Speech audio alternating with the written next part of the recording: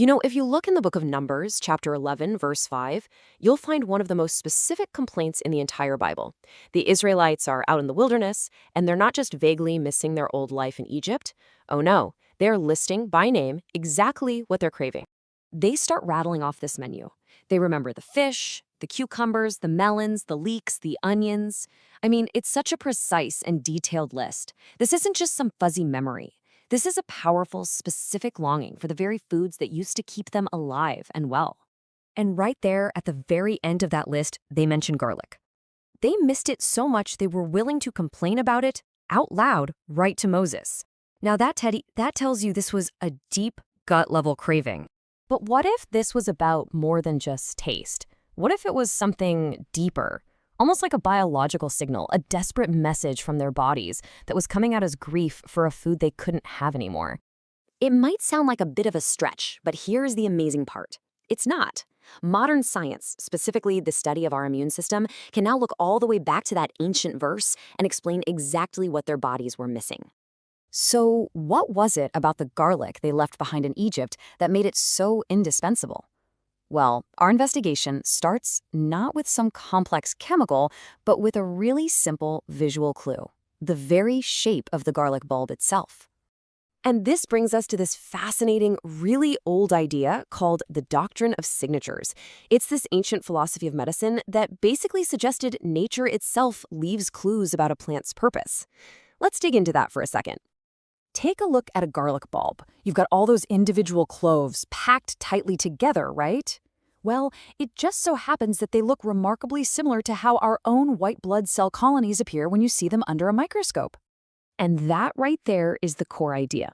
The doctrine of signatures is this concept that a plant's physical form gives you a hint, a visual clue about what it does in the human body. A little sign encoded in nature that points to its purpose. But that visual clue, that's just the start. The real power is hidden inside, locked away in the garlic's chemistry, and you actually need a key to release it. And here's the most important part. A whole, undisturbed clove of garlic is actually pretty quiet. Its incredible immune-boosting power is basically dormant, just waiting for something to wake it up. That activation happens through simple force. The moment you crush, chop, or chew garlic, you're breaking its internal cell walls. This sets off a lightning-fast chemical reaction, creating a brand new, incredibly powerful compound called allicin. So all those ancient cooks getting their meals ready were actually performing a powerful act of chemistry without even knowing it. Okay, so once that allicin is unleashed, what does it do inside the body? Well, it gets to work right away, essentially kicking our immune system into a higher gear. Think of allicin as a wake-up call for the frontline troops of your immune system. It specifically activates what are called macrophages and natural killer cells. These are your body's first responders, the very cells that hunt down and destroy invading pathogens. And the effect we're talking about isn't small. It's actually pretty dramatic. When scientists finally put this to the test in controlled studies, they found a remarkable result, and it can be summed up in this one number. So what does 70% actually mean in the real world? It means that in a proper clinical trial, the people taking a garlic supplement saw the length of their colds and flus get cut down by up to 70%. That's a huge, tangible difference. But the story has another layer. It turns out that how you prepare the garlic actually changes its effect. Raw garlic gives you the biggest hit of that powerful bug-fighting allicin. But if you age it, other compounds come to the front, and these are amazing at calming down the immune system by reducing key inflammatory signals. Now, let's just step back and think about the world the Israelites were living in, a world with no modern medicine, no antibiotics. In a world like that, any substance that could fight off infection was worth more than gold. And garlic is a true powerhouse. That allicin it produces isn't just antibacterial. It's been shown to be effective against a whole spectrum of nasty things: bacteria, viruses, fungi, and even parasites. And here's where the science just gets jaw-dropping. Allicin has shown it can fight back against modern antibiotic-resistant superbugs like MRSA. I mean, this is a pathogen that gives modern hospitals nightmares, and yet it can be stopped by a compound from a simple plant.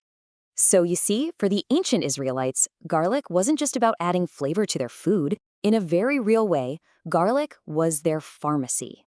It was one of their most critical, frontline defenses against all kinds of sickness and infection. Okay, so let's pull all these different threads together and go back to that verse in Numbers. With everything we know now, what can we really understand about their desperate cry for garlic? Their craving wasn't just for a taste of their old home. It was a deep cellular memory, an instinct for survival. Their bodies, out there in the harsh wilderness, were literally crying out for a medicine they knew they needed, one of nature's most powerful immune-boosting compounds. And so when we read that verse now, it just carries a completely different weight.